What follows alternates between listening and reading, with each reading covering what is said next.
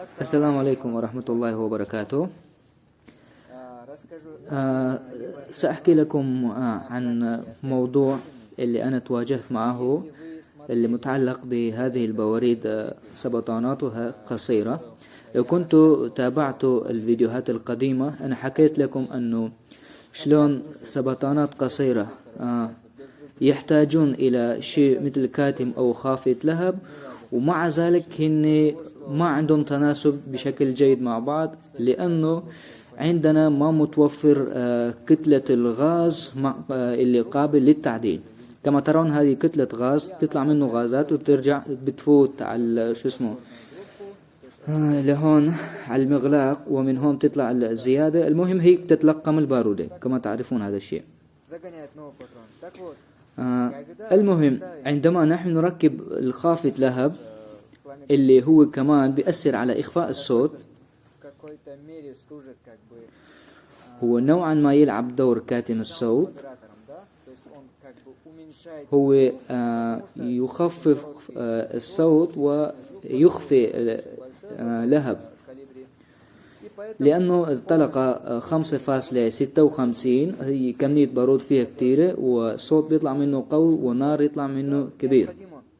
اللي ما يستخدم السماعات ضد إخفاء الصوت، سماعات إخفاء الصوت، هو يحتاج استخدام هيك خافة لهب أو كاتم الصوت. بس الصلب منه إنه هن بيرجعوا الغازات على داخل المغلاق كمية كبيرة الأضعاف، يعني الكمية كبيرة للدرجة إن هن ما بيلحقوا بفوتوا كله بالأسطوان، وبيطلعوا من جنب السبطانة من تحت كتلة الغاز من جنب السبطانة. يعني أنا رميت رش قصير سأوريكم على الفيديو. غازات اللي طلعت من بين سبطانة وشو اسمه وكتلة غاز انحرقت لي الكف وانحرق ايدي، يعني كما ترون. يعني هو طبعا نتيجة استخدام خافة لهب على طبعا هي المشكلة انه كتلة غاز فكيناه وركبناه ورجعنا ركبناه، يعني هو اصلا مشكلة الكتلة غاز يعني.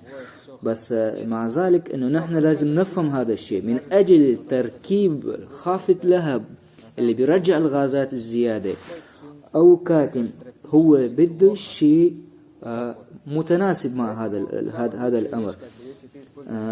لهيك السبطانات قصيرة إذا ما عندنا متوفر كتلة الغاز قابل للتعديل نركب هيك خافة لهب وهو بيمشي الحال. بس بدك أنت تستخدم معه سماعات لإخفاء الصوت. طبعا استخدام الخافة لهب أو كاتم وترمي دراكا أيضا ما بيأثر كتير.